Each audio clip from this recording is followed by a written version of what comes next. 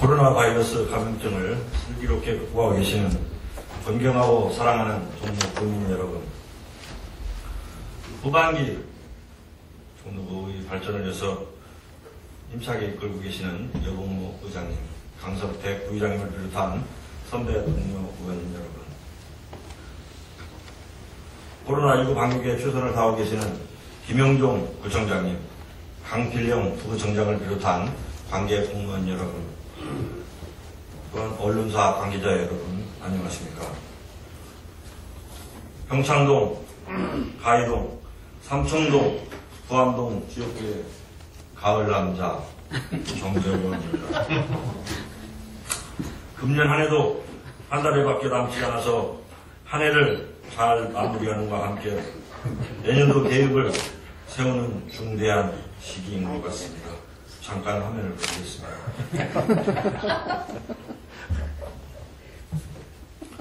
코로나19라는 시대적 상황 속에서 관리, 답습적인 사업과 계획을 벗어나서 보다 예리한 예측과 분석으로 종로구의 새로운 가치를 창출하겠다는 적극적이고 창의적인 자세로 내년도 사업을 계획하고 추진해 나가야 하겠습니다. 국민 여러분께서도 코로나19로부터 자유로워져 밝고 행복한 미래를 설계하는 12월을 맞이하시길 기원드리면서 구경 질문을 시작하겠습니다. 첫 번째 질문입니다. 종로구는 지역 입지적 특성상 전체 면적의 약 40%인 9.6제곱킬로미터의 임야가 있습니다.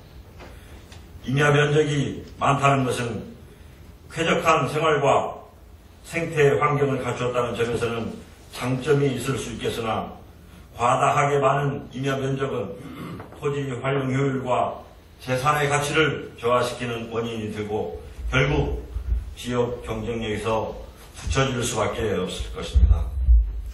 어떻게 보면 이러한 것이 우리 구의 인구 밀도를 낮추는 또 하나의 이유가 아닌지 모르겠습니다.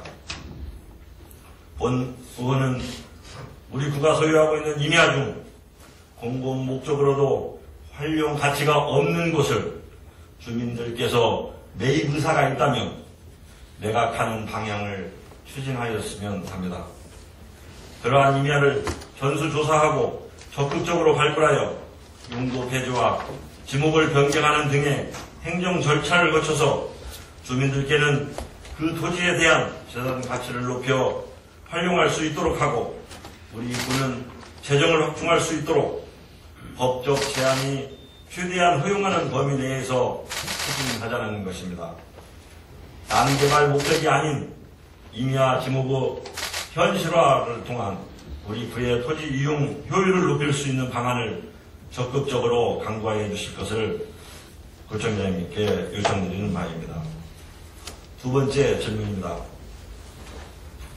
도시형 생활주택이란 서민과 한 사람 내지 두 사람의 가구의 주거 안정을 위하여 2009년 5월부터 시행된 주거 형태로 단지형 연립주택, 단지형 다세대주택, 원룸형 세 종류가 있으며 국민주택 규모의 300세대 미만으로 구성됩니다.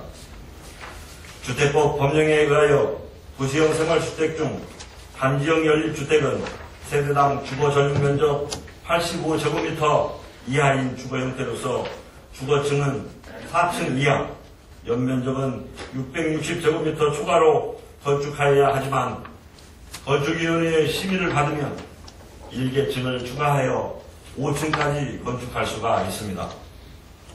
그러나 최근 열린 건축위원회 심의 안건 중 신영동 150-1번지 단지형 연립주택 건축심의에서 5층으로의 중수 완화를 불허한다는 심의 결과가 있었습니다. 중수 완화를 불허하는 이유는 우리 구에 일관된 심의 기준을 적용하였다는 것입니다. 법보다 우리 구 심의 기준이 왜 우선이 두는 것인지 의문이 갑니다. 주민들께서는 우리 구가 서울 시내 그 어떤 지역보다도 건축 규제가 매우 심한 곳이라고들 말씀합니다. 같은 법령을 적용하면서도 다른 지역에서는 주는데 우리 군은 안 준다는 것입니다. 앞서 말씀드렸듯이 우리 군은 입지적인 제약으로 토지 이용 효율이 매우 떨어지는 곳입니다.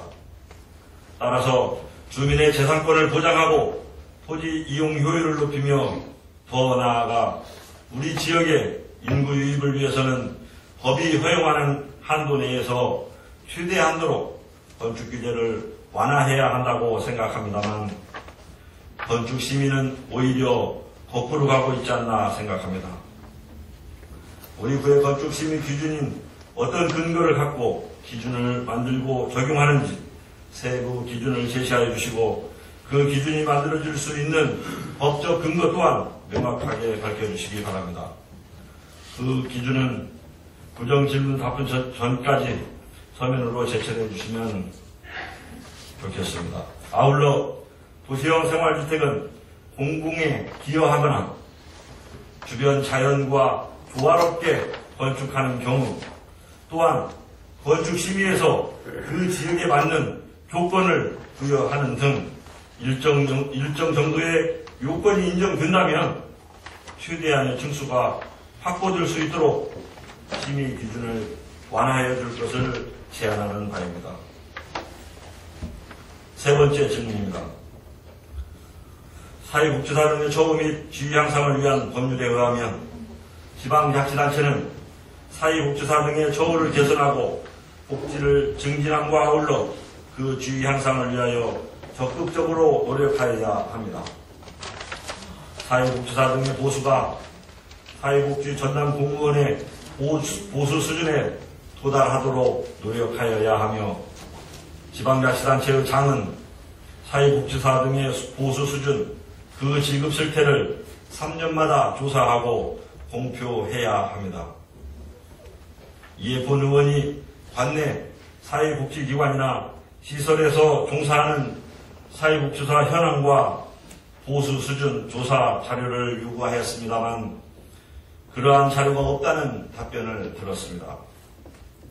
사회복지사 처우나 지위 향상 계획도 특별한 것이 없는 것으로 파악되었습니다. 우리 구에서 법령을 준수하지 않는 것은 차치하더라도 관내 사회복지사에 대한 실태를 제대로 파악하지 못하고 있다는 우리 구 현실이 안타깝습니다. 분명히 우리 구청 소속 사회복지 공무원보다 사회복지시설에서 근무하는 사회복지사의 보수나 처우가 매우 열악한 것은 사실일 것입니다. 동일한 보수 수준은 아니더라도 최대한 근접할 수 있는 노력들이 필요하고 매년 점진적이라도 그러한 노력들이 예산에 반영되어야 한다고 생각합니다.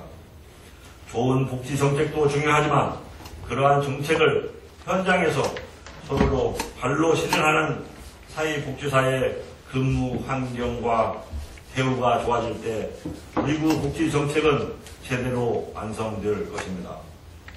종로구 사회복지사 처우 및 지위 향상 조례가 존경하는 표경의 의원님의 발의로 지난 2013년 제정 시행된 것으로 알고 있습니다. 그 이후에 우리 구 사회복지사의 처우와 보수가 얼마나 개선되었는지 밝혀주시고 향후 사회복지사 처우와 보수 개선 계획이 무엇인지도 답변해 주시기 바랍니다. 아울러서 본 의원이 지속적으로 제기하였지만 개선되지 않고 있는 열악한 업무 환경에서 감염 환자들과 수시로 접촉하면서도 수당 등에서도 합당한 대우를 받지 못하고 있는 차동 방문 간호사 처우 개선 문제에 대해서도 함께 답변해 주시기 바랍니다. 기온이 급격히 떨어지는 겨울이 초입에 들어섰습니다. 국민 여러분, 또한 여기 계신 모든 분들 코로나19와 건강에 각별히 유의하시고 따뜻한 겨울 보내시길 기원드리면서 질문을 마치겠습니다. 감사합니다.